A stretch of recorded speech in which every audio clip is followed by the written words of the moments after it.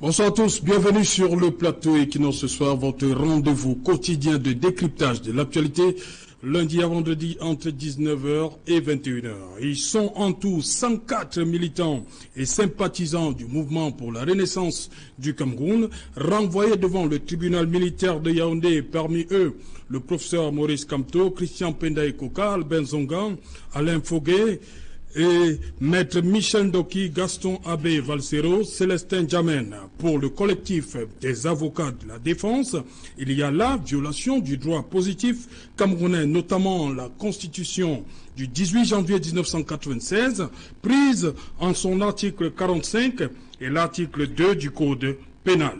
La jurisprudence de la Cour suprême, les instruments juridiques internationaux dûment ratifiés par le Cameroun et qui prévalent sur toute la loi interne, contraire notamment la Charte africaine des droits de l'homme et des peuples. Pour le juge militaire, et je le cite, l'exception d'incompétence soulevée par les inculpés constitue une manœuvre dilatoire en vue de se soustraire à la justice. Fin de citation. Equinox Soir, c'est 20h, la grande édition d'information suivie quelques instants après par le débrief. Mais tout de suite, madame, monsieur, c'est le fait du jour.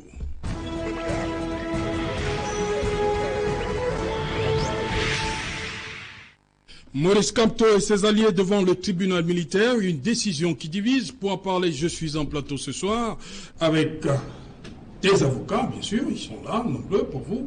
Le premier d'entre eux, Barrister Kamwa Limen. You're welcome, Barrister. Thank you so much. It's a pleasure being here today. It's been a long time. Yeah, busybody, but I'm okay. Okay. Barrister Kamwa Limen, qui est avocat au barreau du Cameroun. En face de lui, il était là déjà vendredi. J'ai décidé de faire appel une fois de plus à lui. Maître Simon-Serge Kaka. Bonsoir, maître. Bonsoir, Serge Alain. Bonsoir à tous les téléspectateurs d'Equinox Télévision. Et surtout, bonsoir à tous les compagnonnistes. À côté de vous, un visage très connu déjà. Il devient même très familier, immédiat au Cameroun. Maître Roland Dio. Bonsoir, maître. Bonsoir Serge Alain Autou, c'est un plaisir et c'est un honneur chaque fois que je suis convié à participer à des débats que je sens être de haut vol ce soir. Je salue tous les téléspectateurs d'Equinox Télévision, mes copanélistes, et j'espère être à la hauteur de ce qui est attendu de nous ce soir. Bienvenue une fois de plus, maître. En face, Samuel Mott, bonsoir. Bonsoir Serge Alain, merci pour l'invitation qui m'a été faite au milieu des loups. Voilà, ce n'est pas dévoilé. Samuel Mott, dites-moi, aujourd'hui, le président a décidé par un acte de proroger une fois de plus le mandat des conseillers municipaux jusqu'au 29 février 2020. Ouais. Ça veut dire quoi?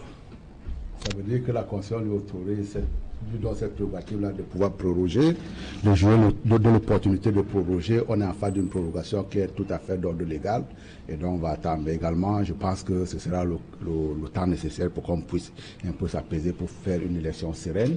Ça pourrait être également le temps pour notamment les gens, les membres de partis d'opposition de s'organiser.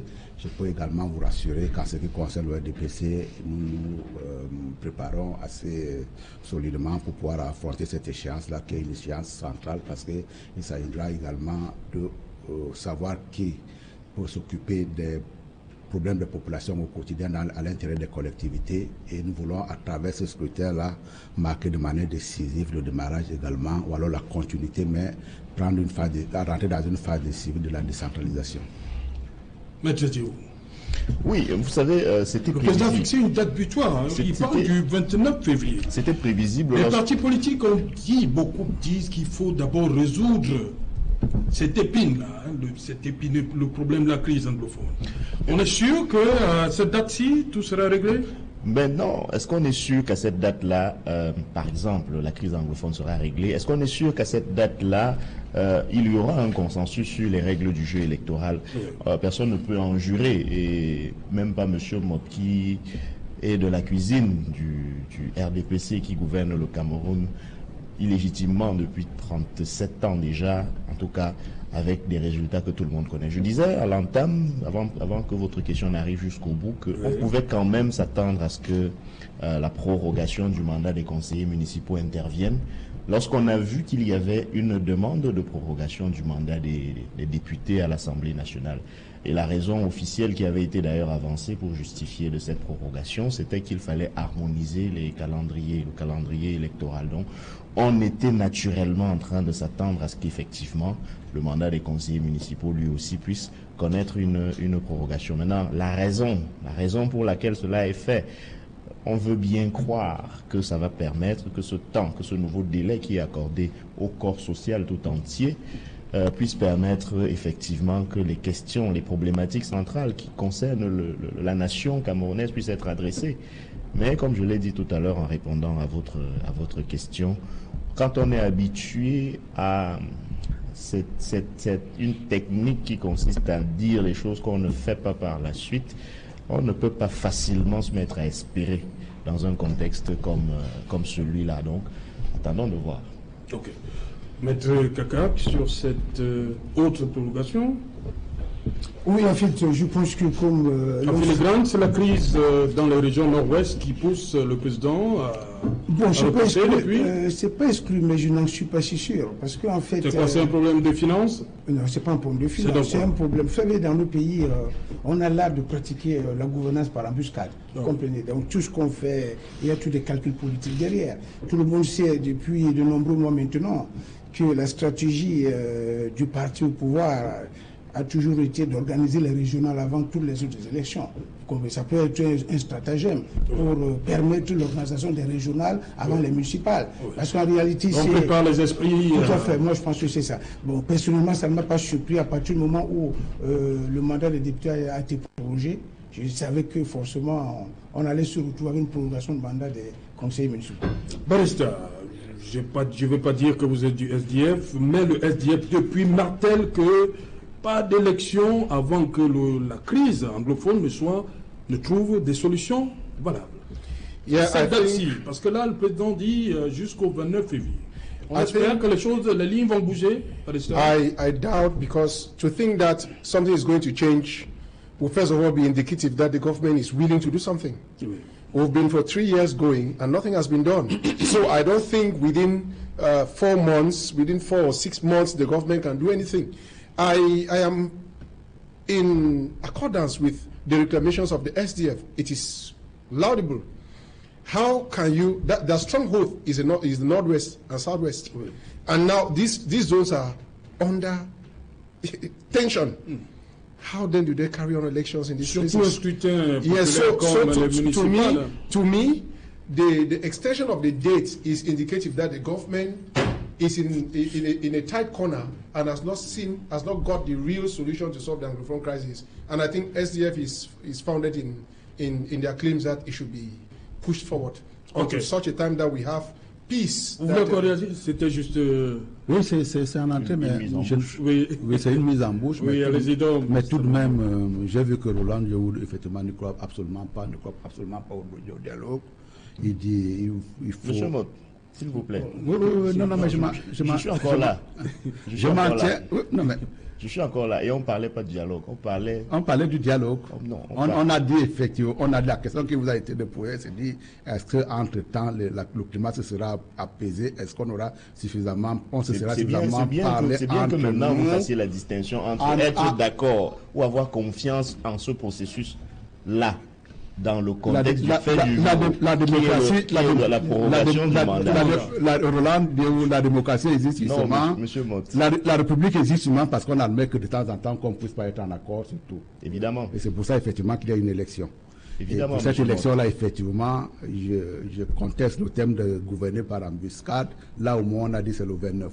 Je ne suis pas revenu également tout à l'heure. Soyez sûr que ça va être prolongé encore. Je ne suis pas revenu tout à l'heure sur l'exposé de motifs qui précède cette prorogation-là. On avait bien expliqué que, tout au moins en ce qui concerne le mandat des députés, il était tout à fait inconvenant que l'on puisse organiser une élection pendant qu'il était en session. Je crois que ça, c'est également un élément valable. Et on avait enchaîné, mais justement, cette prorogation-là, elle avait été annoncée Il avait été annoncé à la même période. Et pour cette raison-là, il va falloir, tout le monde, même si on peut envisager que c'est le temps nécessaire pour qu'on puisse discuter, qu'on puisse s'entendre sur une solution minimale, il faut également que tout le monde y mette du sien. Je ne suis pas d'accord quand il dit est-ce que le gouvernement est déterminé à faire quelque chose.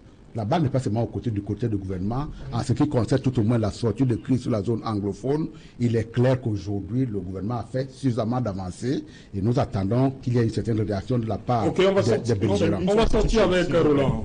Merci. Je voulais simplement indiquer à M. Mott qui rappelle l'exposé des motifs qui a précédé la demande de prorogation du mandat des députés, qu'il faut qu'il dise à nos téléspectateurs que précisément dans ces motifs-là, il n'a figuré à aucun endroit la question du dialogue. À aucun moment. On nous a dit qu'on demandait la prorogation du mandat des députés, pour éviter que les élections aient lieu en pleine session budgétaire, 2, pour harmoniser les élections. Il n'y avait pas... Le calendrier, merci. On peut en profiter. Voilà. On peut en profiter. Vous comprenez pourquoi je peux si on est positif, au minimum, on peut en profiter. Vous êtes positif comme moi, mais les faits ne nous permettent pas actuellement de nous extasier. Mettez-vous dans cet état d'esprit-là, ça ira. Ok, merci. C'était juste la mise en bouche, cher monsieur. Merci. Vous gardez la parole, Maître Djerou. Ce qui nous concerne ce soir, Maurice Kamto et ses alliés devant le tribunal militaire, vous maintenez que le tribunal militaire n'a pas la compétence nécessaire pour juger Maurice Kamto et les autres, tout simplement parce que ce sont des civils. Ce n'est pas nous qui maintenons, M. Otou. Vous appuyez, j'ai parlé de la Constitution et le Code pénal. C'est le droit. C'est le droit positif en vigueur au Cameroun. Justement. À cette date d'aujourd'hui, 2019, qui nous permet d'arriver à la conclusion selon laquelle le président élu, Maurice Kamto, et les alliés de la résistance ne peuvent pas juridiquement et légalement être jugés devant un tribunal militaire sans violer tous les instruments juridiques qui s'appliquent à notre pays. Ce n'est pas nous qui le disons. Ce n'est pas nous qui avons rédigé l'article 45 de la Constitution. Non. Ce n'est pas non plus nous qui avons rédigé la Charte africaine des droits de l'homme et des peuples. Ce n'est pas nous qui avons rédigé les recommandations de Niamey. Ce n'est pas nous qui avons rendu la fameuse jurisprudence au Maïs Kassim de 2010 de la Cour suprême du Cameroun. Oui. Ce n'est pas nous qui avons rédigé l'article 2 du Code pénal.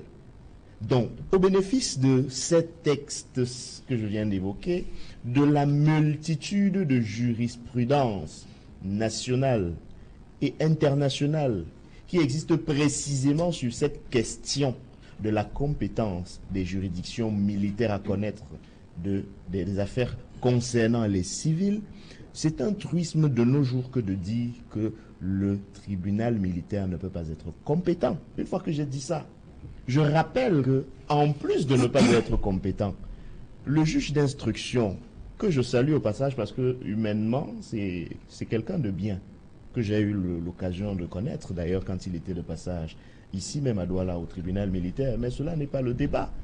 Quand vous prenez la décision, vous vous rendez compte que le juge d'instruction militaire a refusé de dire le droit parce qu'il aurait dû se prononcer sur sa compétence d'abord, au préalable, ce qu'il n'a pas fait. Il a choisi de rendre une ordonnance de non-lieu partiel. Et puis, une fois qu'il rend son ordonnance de non-lieu partiel, dans la même ordonnance, il renvoie les 104 autres qui n'ont pas bénéficié du non-lieu directement devant le tribunal. Il faut que j'explique. Quand une exception de compétence est soulevée, c'est-à-dire que la personne que vous poursuivez vous dit, en ce qui concerne le fond de ce que vous me reprochez, permettez que je ne m'exprime pas encore là-dessus. Réglons d'abord la question de votre compétence. Une fois que ce sera réglé, et si vous estimez que vous êtes compétent, revenez, on va parler du fond. Le juge d'instruction, qu'est-ce qu'il fait? Il refuse de se prononcer par une décision séparée sur sa compétence et il renvoie les personnes poursuivies, les accusés devant le tribunal sans instruire au fond. Parce que logiquement, s'il avait commencé par appliquer la loi, c'est-à-dire en rendant une ordonnance préalable sur sa compétence, il aurait peut-être dit « je suis compétent à vous juger ». Et à ce moment-là, il poursuit son instruction, cette fois-là, au fond. C'est-à-dire, il dit « voici le dossier, voici ce qui vous est reproché, voici les éléments à charge, qu'avez-vous à dire pour votre défense? Parce que je vous rappelle que le juge d'instruction instruit à charge et à décharge. C'est précisément pour ça que dans la réforme du Code de procédure pénale, on a introduit le juge d'instruction magistrat du siège, entre guillemets, parce que je dis entre guillemets, ce n'est pas une façon de discréditer la magistrature. Je dis entre guillemets simplement parce que nous sommes devant le tribunal militaire. Et les juges militaires ne sont pas exactement les mêmes que ceux des juridictions de l'ordre judiciaire ordinaire, notamment en termes d'impartialité, notamment en termes d'indépendance. C'est pour ça donc que je dis entre guillemets. Donc, quand on est juge d'instruction et quand on est chargé d'instruire à charge, c'est-à-dire en accusant, et à décharge, c'est-à-dire en défendant, pour qu'au final, il ne reste plus que finalement les charges sur lesquelles on estime que oui, on peut estimer qu'il y a effectivement infraction. Il faut donc que ces personnes aillent répondre de ça. Donc, en refusant de se prononcer et en renvoyant les 104 accusés, le juge a commis une faute juridique. En décidant de retenir sa compétence, il commet une autre violation de la loi, nous l'avons dit. Ces éléments, au bénéfice de tout ce qui a déjà longuement été dit sur la question, militent pour que cette ordonnance de non-lieu partiel soit simplement, purement et simplement annulée. Et vous le savez, les avocats du collectif, nos confrères du collectif, ont déjà relevé appel de cette ordonnance à cette date, ce jour où nous parlons, devant la chambre d'instruction, devant la chambre de contrôle de l'instruction de la cour d'appel du centre. Donc, du point de vue juridique, il y a encore des choses qu'on peut reprocher à cette décision. Et c'est dommage. C'est dommage que nous en soyons là à toujours essayer de faire mal. On peut au moins essayer de faire bien. Qu'est-ce que ça nous coûte de faire bien? Voilà. Voilà, Samuel Maud, justement, je reste sur la dernière phrase de Maître Ndjebou. Pourquoi on ne peut pas faire bien? Le tribunal militaire, c'est justement parce qu'on fait très bien, et comme lui-même il a souligné que le juge d'instruction instruit à charge et à décharge, qu'il y a eu un non-lieu partiel pour un certain nombre de personnes pour lesquelles on a pensé qu'il n'y avait pas de preuves suffisantes pour pouvoir engager une procédure judiciaire. Mais j'ai comme l'impression qu'au MRC, à partir du moment où on a pris une leçon, on va la réciter le matin, on va la réciter dans l'après-midi, sans oublier qu'on va également la réciter à midi. Il me renvoie sur la figure, cette histoire-là de compétence, pour me parler de la compétence des compétences. Nous ne sommes pas ici en matière arbitrale. Et la compétence du juge en la matière, elle est définie par la loi qui institue ce tribunal, non pas un tribunal d'exception, mais un tribunal spécialisé, qui fait que ce genre de crimes, de par leur nature, ce genre d'actes, de par leur nature, doivent être jugés dans cette juridiction-là. Mais bien entendu, et là, effectivement, j'ai vu tout à l'heure, il a fait une glissade. Il a volontairement, ou même je l'attendais, mais je sais qu'il finira par le prononcer ce mot, en s'appuyant notamment sur la charge et sur les directives de l'Union africaine. Ce serait bien de la recommandation, et c'est même une recommandation, c'est une directive.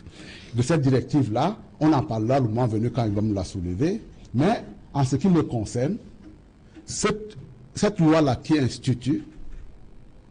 instaure ce tribunal-là spécialisé, il n'a jamais été attaqué dans son inconstitutionnalité. La seule règle dans la République, c'est de dire effectivement, quand il y a une loi qui existe, qu'on l'attaque parce qu'elle est anticonstitutionnelle. Parce que quand il cite l'article 45 et qu'il remet en cause par ailleurs la compétence de ce tribunal, ce serait bien qu'il dise à quel moment il a fait une procédure similaire. Et je signale au passage, la loi n'est pas jugée comme étant inconstitutionnelle seulement parce qu'elle ne nous arrange pas, mais parce qu'elle peut remettre en cause deux choses. La première, c'est la séparation de pouvoir. La deuxième, c'est la mise à mal de nos libertés individuelles.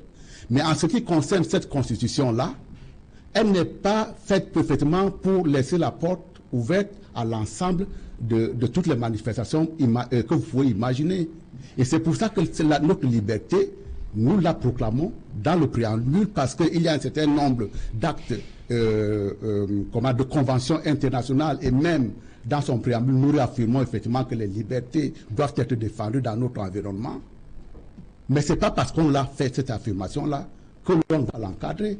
Parce que l'ensemble de ces charges-là, très souvent, ils les récitent quand je ne suis pas là, mais je l'attends également ma récitation à moi, font également l'objet d'encadrement. On vous dit, certes, vous avez la liberté de faire telle ou telle chose, mais attention à cela, vous avez une limite. Et notamment, la première limite, c'est de dire, lorsqu'il y a une loi qui encadre une telle liberté, vous devez la suivre de manière très scrupuleuse. Pour conclure là-dessus, nous avons une loi qui existe. En fonction de cette loi, il y a un certain nombre de personnes qui sont aujourd'hui confrontées aux affres de la justice. Ce serait bien qu'à un moment donné, qu'ils puissent se lever pour pouvoir dire la loi, elle est inconstitutionnelle. Alors, si elle est inconstitutionnelle, à ce moment-là, elle ne sera pas d'application. Mais en l'état actuel, la loi existe. Elle n'a pas été déclarée comme étant inconstitutionnelle, donc elle sera appliquée. Ok. Oui, d'abord, Barista ensuite. Allez-y d'abord, Maître Kassé. Bon, en fait, compétence, n'est pas compétent. Ce que je vais faire observer, oui. j'ai suivi les développements de mes prédécesseurs sur cette question. Mais ce que je dois quand même faire observer de manière péremptoire, je l'ai dit tout à l'heure, Samuel Mo n'était pas d'accord avec moi quand je dis que le gouvernement actuel pratique ce qu'on appelle la gouvernance par embuscade. Ça veut dire qu'il pose des actes en fonction de ce qui va arriver par la suite. En fait, ce qui se passe, c'est quoi? C'est que sur ce point précis, je peux tirer les oreilles de l'opposition qui n'a pas été suffisamment vigilante. Parce que depuis pratiquement 2014, on a voté une loi antiterroriste. Ah, oui, elle existe. Oui, la loi en 2014. Oui, 2014, oui. Oui, c'était la loi numéro 2014/028 du 23 décembre 2014 portant répression des actes de terrorisme. Et on a évolué en 2017 avec une nouvelle loi. Cette fois-là, c'est la loi numéro 2017/012 du 12 juillet 2017 portant code de justice militaire. Et lorsqu'on vote une loi qui porte code, il faut définir son champ d'application. Si vous prenez cette loi, je crois l'article 1er, on va vous dire que cette loi... La loi 2017. 2017, oui. 17 juillet, 12 juillet, oui.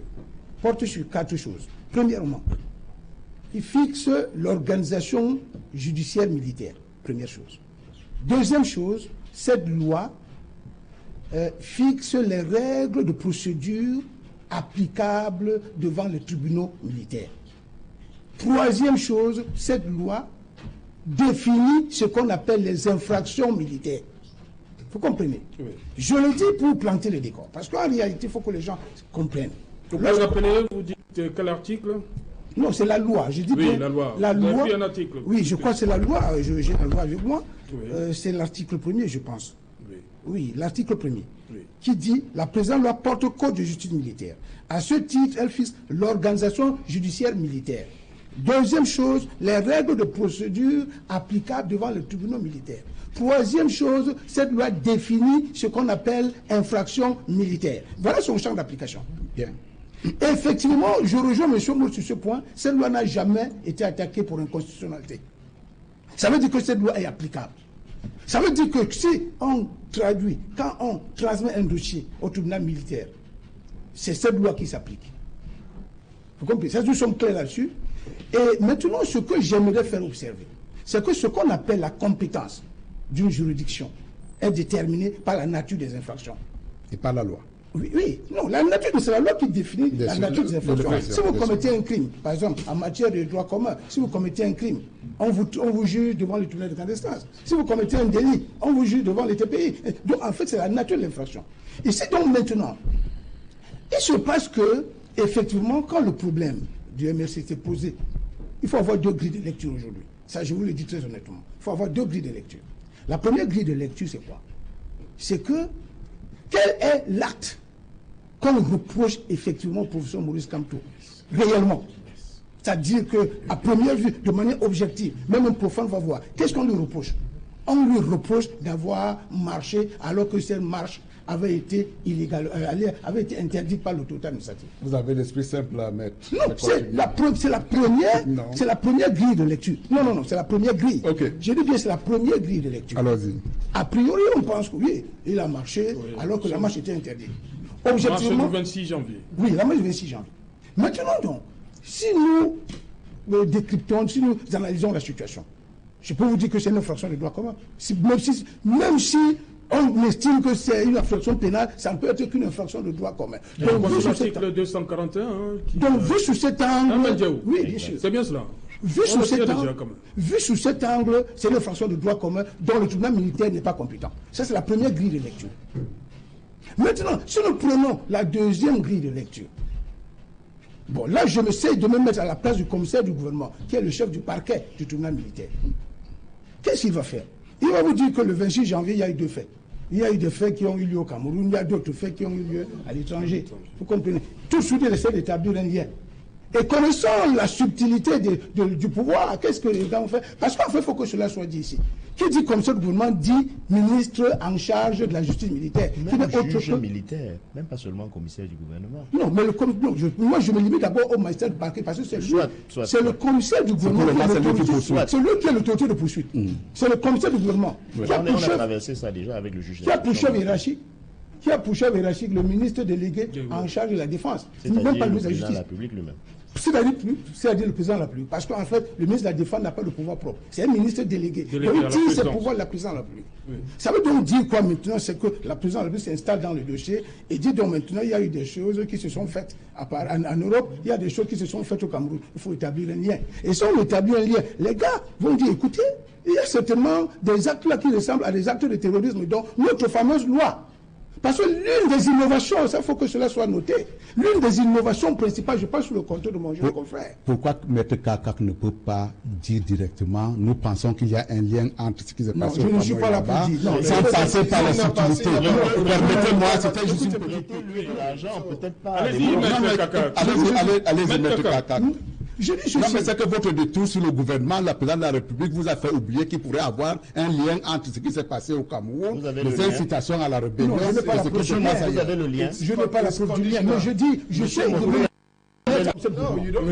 Donc tout de suite, il établit un lien, et il dit, mais de ces actes qui ont été posés de l'autre côté, transparaissent...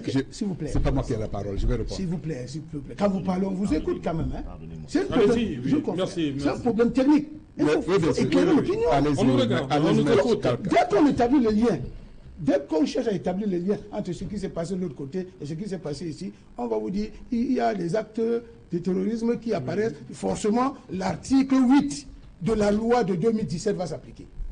Ça, c'est ce que le commissaire du gouvernement, en tant qu'autorité de poursuite, va mettre dans son réquisitoire introductif d'instance qui saisit le juge d'instruction. Je pense sur le contrôle du jeune confrère. Il transmet le dossier. Le juge d'instruction ouvre son information judiciaire sur la base du réquisitoire introductif d'instance du commissaire du gouvernement qui a parlé certainement des actes. Donc, vu sous cet angle, nous sommes dans le champ d'application de la loi de 2017.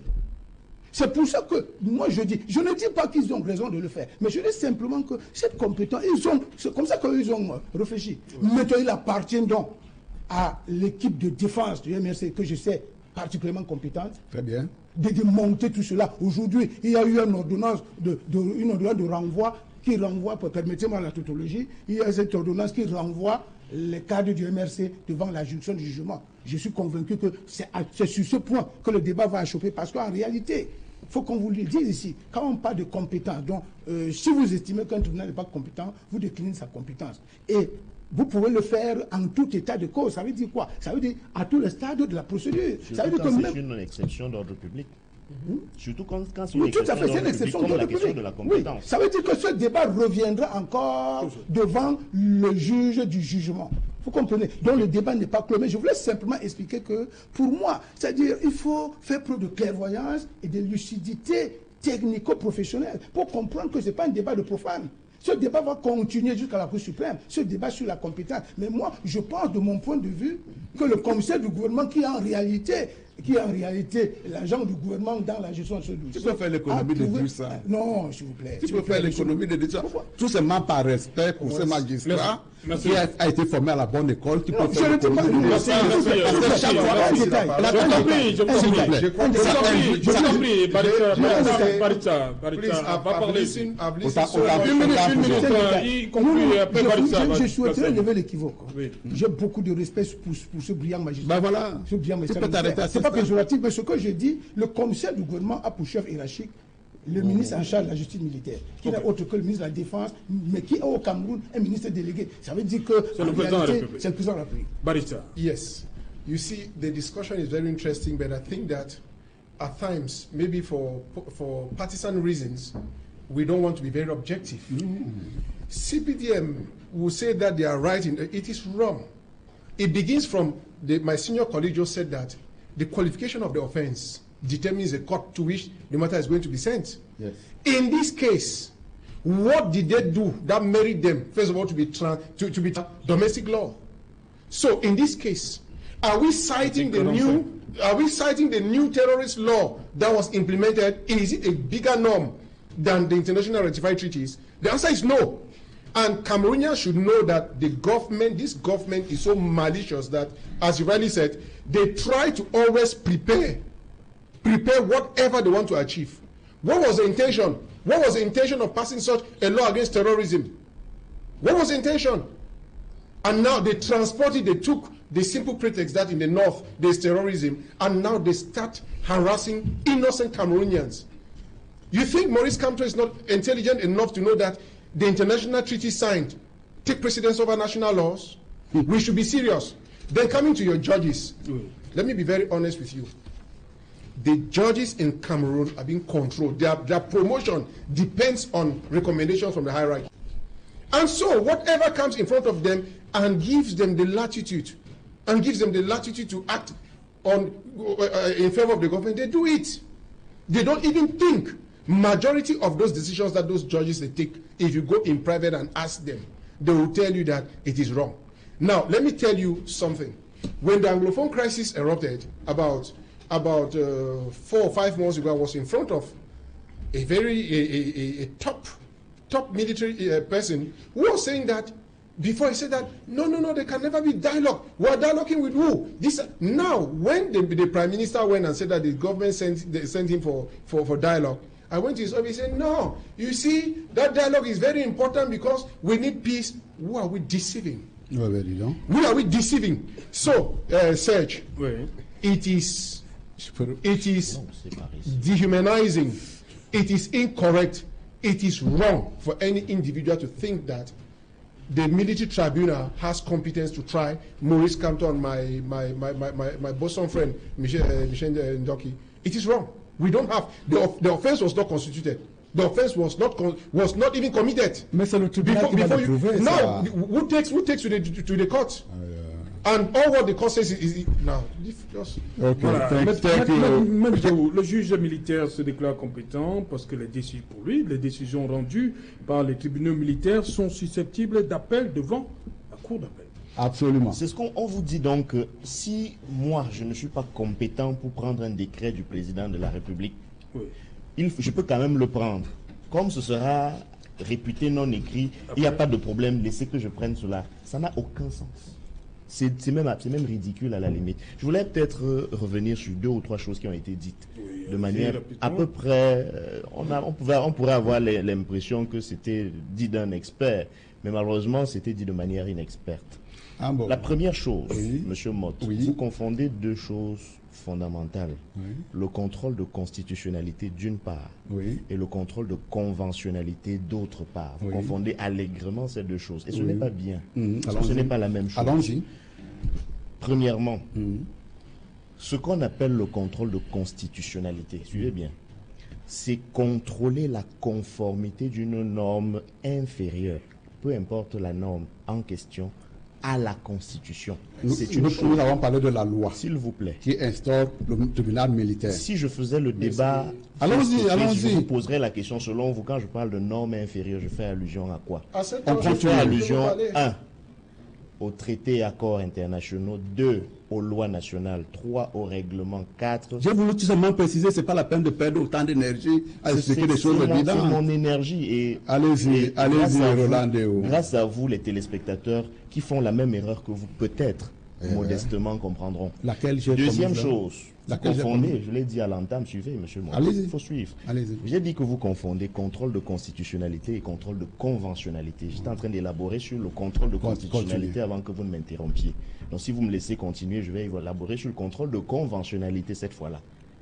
Le contrôle de conventionnalité... Pour la constitutionnalité, vous n'avez apporté rien de nouveau par rapport à ce que j'ai dit. Laissez les téléspectateurs en juger. Pas la moindre contradiction. Laissez donc les téléspectateurs en juger. Absolument. Je reviens donc pour vous dire, en ce qui concerne le contrôle de conventionnalité, il s'agit de contrôler la conformité d'une norme inférieure à un instrument international.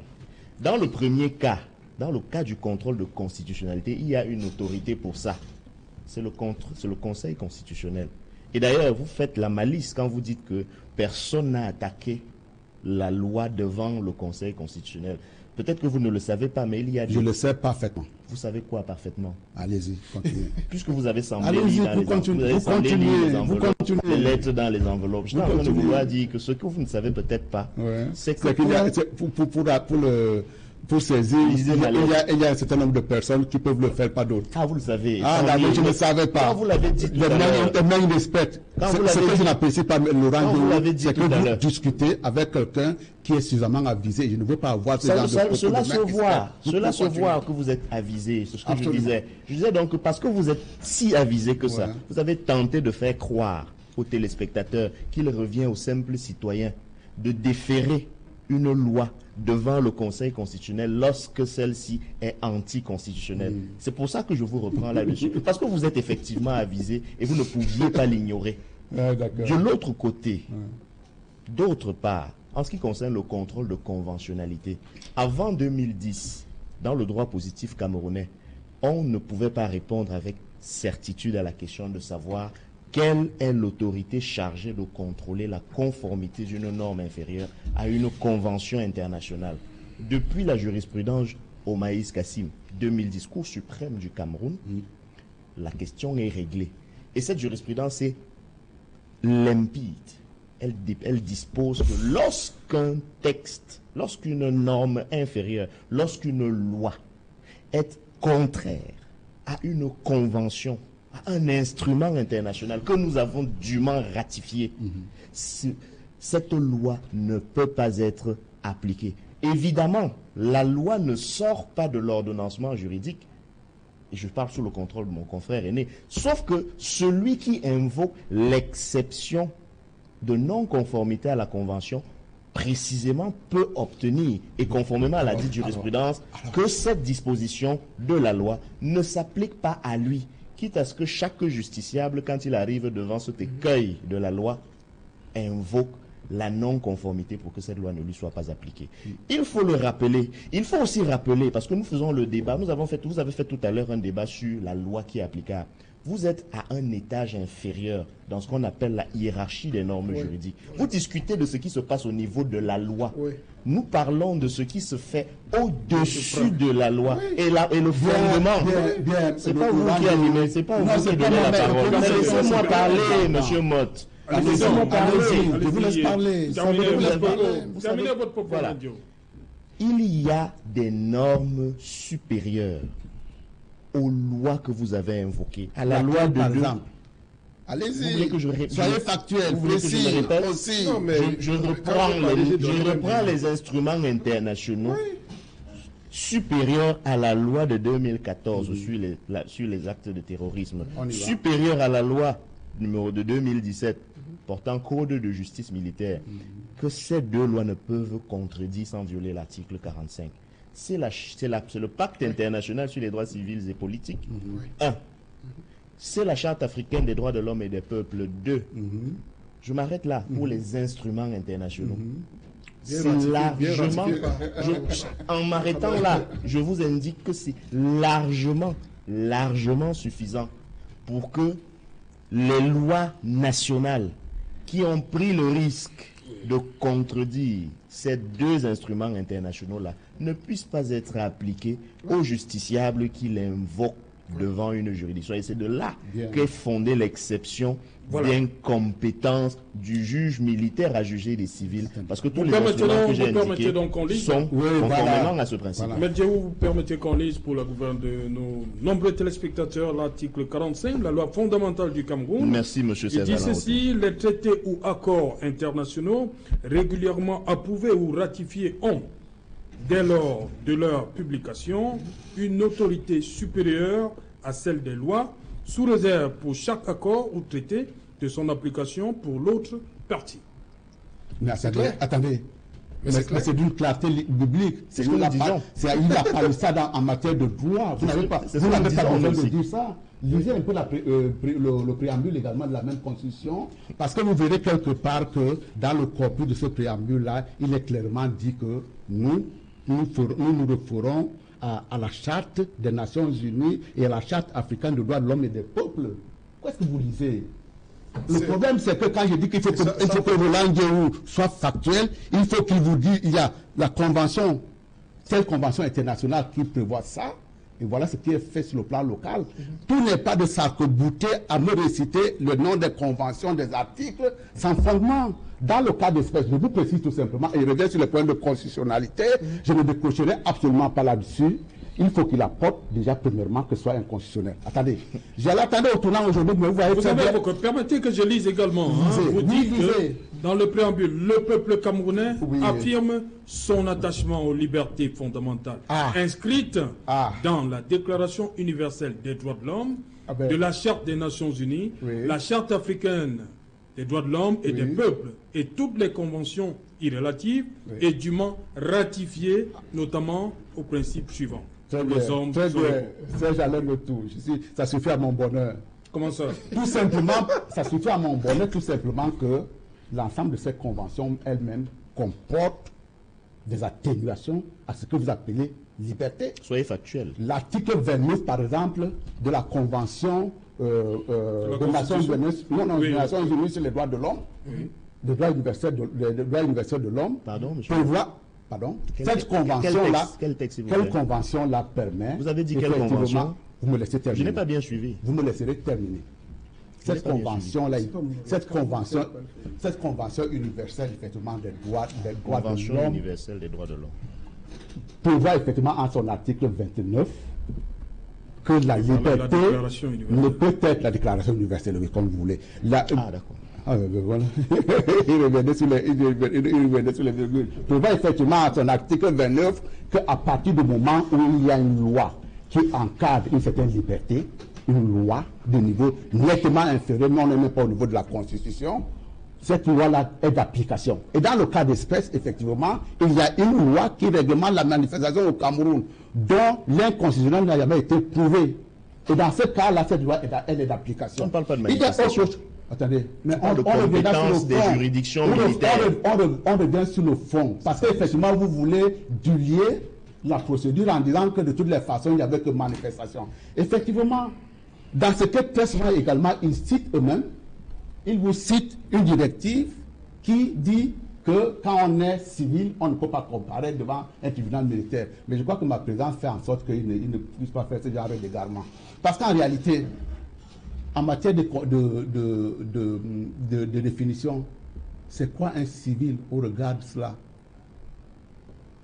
Quand vous êtes dans une démarche insurrectionnelle, comme celle qu'a Maurice Kamto depuis le 8 octobre 2018, quel qualificatif on doit avoir? C'est quoi le civil?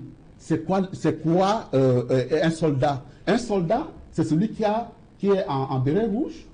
C'est ça la qualification. C'est quoi un guerrier? Un guerrier, c'est celui qui a le treillis. Un guerrier, c'est quoi un guerrier? C'est quoi un combattant qui doit être jugé au même temps dans un tribunal militaire? C'est celui qui effectivement qui a fait l'école de guerre. Il faut là également qu'on s'entende à ce qu'on appelle civil ici. Parce qu'effectivement, il ne veut pas lâcher le mot. Il veut dire que parce que Maurice Kamto est civil, il sous-entendait que par là, c'est le seul argument que nous utilisons aujourd'hui, qu'il a de la peine à lâcher. Parce qu'il est civil, mais en réalité, quand on regarde... Lâchez-le pour moi, monsieur Mott. Vous semblez savoir ce que je veux dire. Attendez. Quand on voit Maurice Kamto dans sa démarche, en réalité, si vous créez ce genre d'exception, ça veut dire que vous avez quelqu'un en col blanc qui se tient dans son bureau et qui commence à manipuler les gens. Pour terminer, on a très souvent parlé de violence dans le cas des manifestations qui sont organisées au Cameroun. Sur la base de cette violence-là, le gouvernement, à un certain moment donné, a estimé qu'il y a un certain nombre de manifestations qui devaient être interdites, ont été interdites, bravées par des gens que vous connaissez.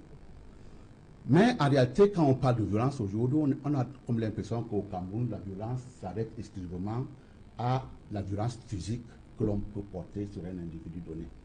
Le mensonge également, y compris ce qu'il est en train de proférer, à me réciter à tue-tête l'ensemble des conventions qu'il a apprises par cœur, ça fait également sa partie d'une certaine forme de violence. Et le mensonge, c'est une violence. Attendez, laissez-moi terminer. Oui. J'ai ici avec moi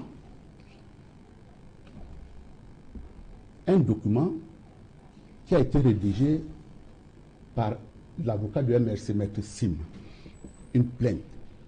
Mouvement de la Renaissance du Cameroun contre Kavayege Djibril, Mamouna Futsu, Mamouna Futsu, Yububa Abdoulaye et Taïga. C'était quelle date? Adressé, nous sommes le 19 juillet 2018, adressé au commissaire du gouvernement, et c'est une plainte pour destruction, acte de terrorisme et apologie et autres. Les concernés ici, c'est qui?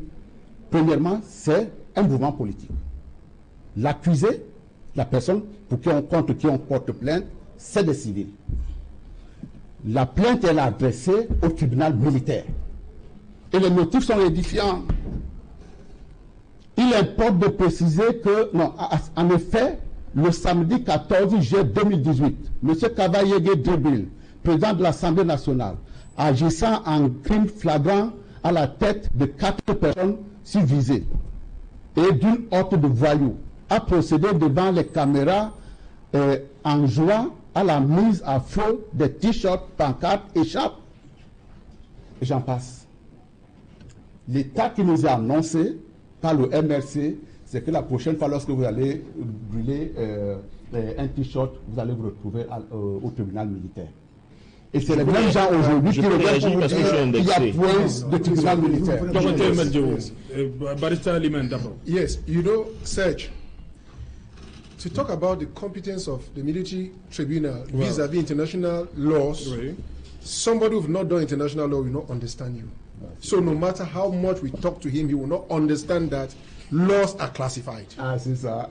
You understand? Laws are classified. Then when you come with a letter written by a complaint written by a lawyer, what are you trying to explain? It does not make sense. It does not make sense. Let us face the realities as we see them. The question is, most of the diehards of CPDM who come and talk here, they don't understand that you don't talk on what you've not done. You understand? He used the word combatant and ask if a civilian can be considered. They can be. You understand? There is an international law. There is an international law, the Geneva Conventions. You understand? Oui, je peux le faire. Allez-y. Oui, je disais que ceux qui n'ont pas fait le droit international, n'est-ce pas, des novices ne peuvent jamais avoir cette discussion, n'est-ce pas, pour édifier le peuple camerounais. Parce que quand on parle, en anglais. Vous avez dit que vous ne comprenez pas français, j'avais l'impression. Pour mieux exprimer votre pensée. Parlez en anglais. Mais j'ai l'impression que vous ne comprenez pas bien français, c'est ce que j'ai dit. Non, c'est plutôt vous qui ne comprenez pas la loi. Non, c'est plutôt vous qui ne comprenez pas la loi. Le Cameroun a 2 langues officielles légalement, le français et l'anglais. Il peut s'exprimer en anglais. Allow me to end. We cannot come. There is an international law, right, that confers the status of combatant. I've told you that the Geneva Conventions, you understand, they state who is a combatant. Who is a combatant by the terms of that treaty? He who carries gun openly. That's it. Identified, okay. right? Okay. Is a combatant. You understand? Okay. Now, what he has said, what has Kamto done, that should not be considered a civilian. Ah, d'accord. Did he carry a gun? Did you see him with a gun? Did he burn down anything? And so, how do you come to tell people, reasonable people, that the national law can tie Kamto? It's unheard of. De votre compréhension, un chef militaire civil ne peut pas être considéré. Vous n'avez pas la parole. Allez-y, maître Kaka. En fait, ce que je vais simplement faire observer, parce qu'il n'y a plus beaucoup de temps, oui, allez-y donc. C'est qu'en fait, il faut faire très attention. Ce qui arrive à travers cette affaire, c'est la conséquence de la détermination du gouvernement à créer des juridictions à compétence spéciale pour des faits qui pouvaient être gérés par des juridictions de droit commun. C'est un peu le cas, par exemple, du tribunal criminel spécial. Parce que le travail de ce tribunal peut être fait par le TGI. Ok, merci. On revient. On va revenir. Ce que vous voulez dire par rapport à la thématique principale? Oui, par rapport... que je revienne à Maître Kaka. Par rapport à la thématique principale, d'abord, M. Mo tout à l'heure a tenté de faire croire que le MRC aujourd'hui décline la compétence du tribunal militaire alors qu'il a souhaité voir des personnes condamnées devant ce même tribunal qui étaient des civils. Ce que je vais faire observer à M. Motte, qui a eu l'amabilité de me donner la date à laquelle cette plainte avait été déposée par, effectivement, Maître Emmanuel Sim, 19 juillet 2018. Alors, j'aimerais demander à M. Motte, qui a pris la peine de nous ramener la plainte, est-ce qu'il y a déjà eu une ordonnance de règlement de cette instruction-là en juillet 2019? Ça fait plus d'1 an. Ça, c'est une autre paire de manches. Vous savez que je n'ai pas beaucoup de temps. Donc, ça fait 1 an qu'une plainte a été déposée devant le même tribunal. Vous reconnaissez l'existence de la plainte?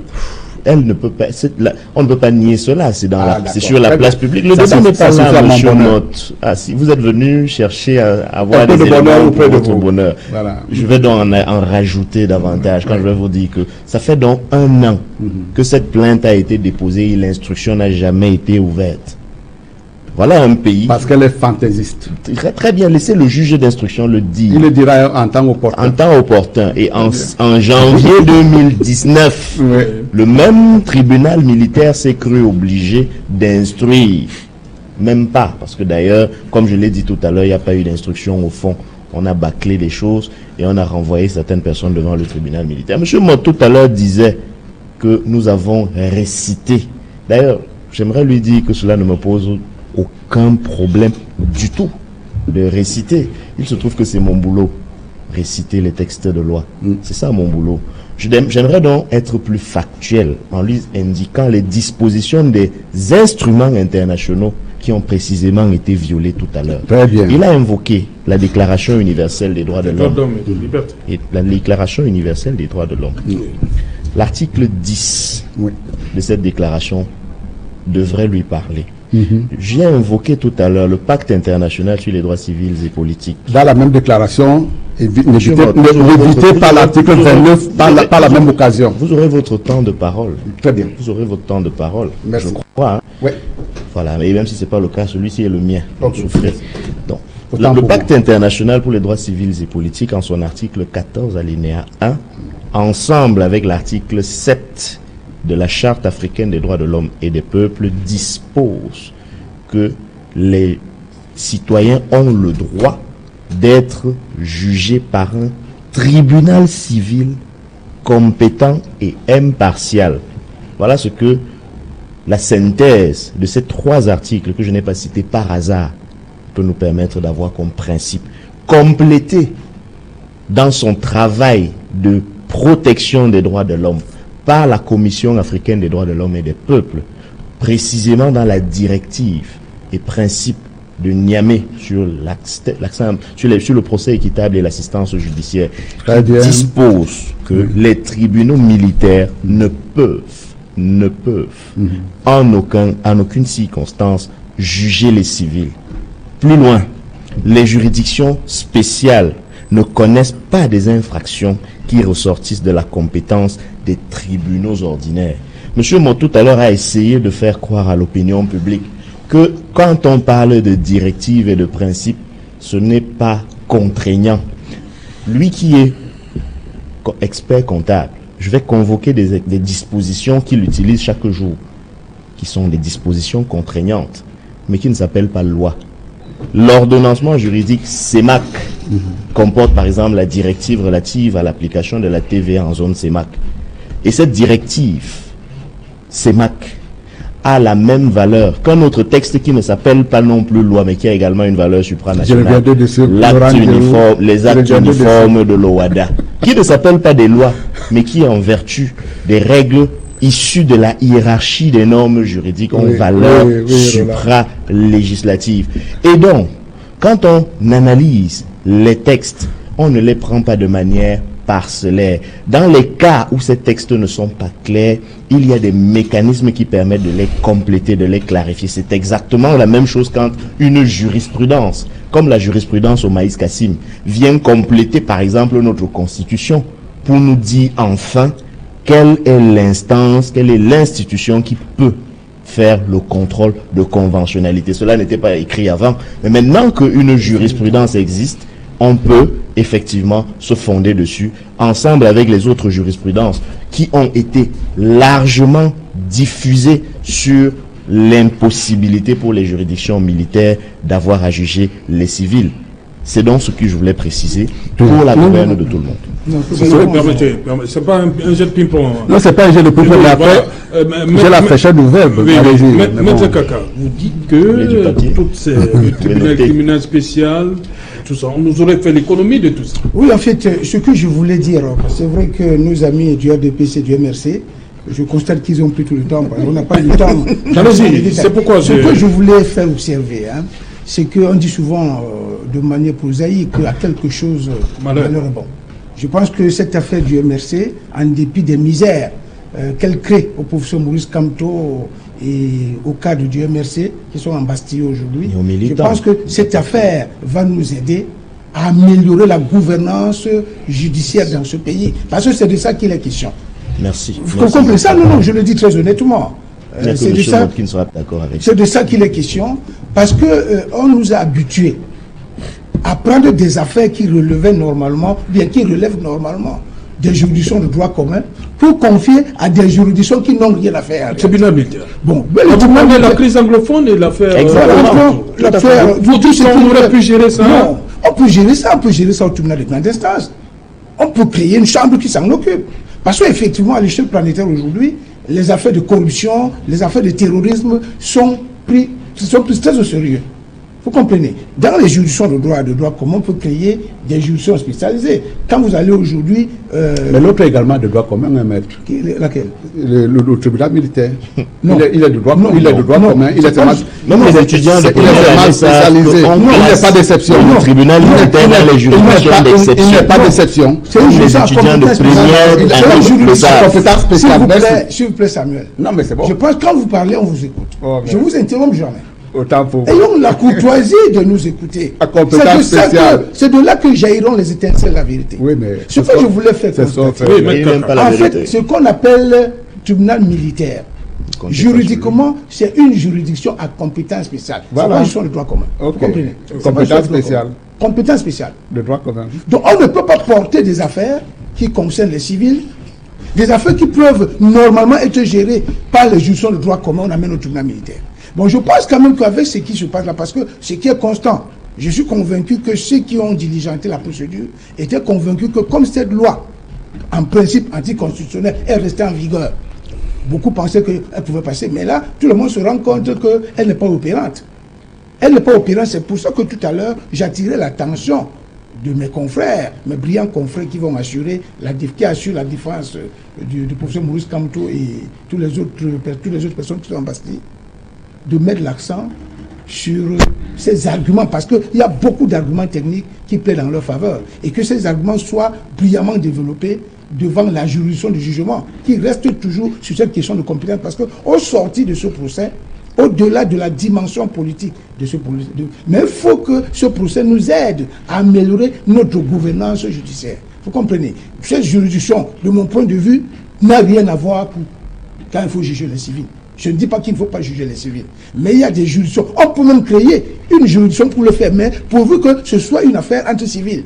Quand vous prenez déjà des civils, vous amenez au tribunal militaire, c'est une aberration. Donc, c'est pour ça que personnellement, je pense que cette affaire va nous permettre de régler beaucoup de problèmes. Maintenant, je voulais revenir sur un aspect, parce que je ne compte pour reprendre la parole ici. C'est par là que je vais finir. Je vais vous donner la parole. Bon, écoutez, ce que je voulais dire, c'est que dans ce dossier, j'invite les uns et les autres à dépassionner les débats. Parce que c'est un débat immensément technique qui va certainement... Non, je dis ceci, ça se voit déjà autour de ce plateau. On a l'impression que nous assistons ici à un pugilat Entre le représentant de l'EDPC, mon jeune confrère, mon brillant jeune confrère qui est là pour les intérêts de Je suis brillant comme je ne suis pas ton confrère, ça va. Non, je n'ai jamais dit que vous n'êtes pas brillant, je ne l'ai jamais dit. Mais je dis simplement que ce débat est très important pour les Camerounais, parce qu'au sortir de ce procès, il faut que nous... Vous pensez qu'il y aura procès? Non, je suis convaincu, vous savez, le droit est têtu. Oui. Je suis convaincu. C'est ça la grande le droit est question. Le droit est têtu. À un moment donné, quel que soit la... Non. Le collectif des... Non, je suis sûr d'une chose. Je suis sûr d'une chose. Je pense qu'il y a violation. Je suis sûr d'une chose. Vous savez, là maintenant, nous sommes sortis de la justice des cabinets. Oui.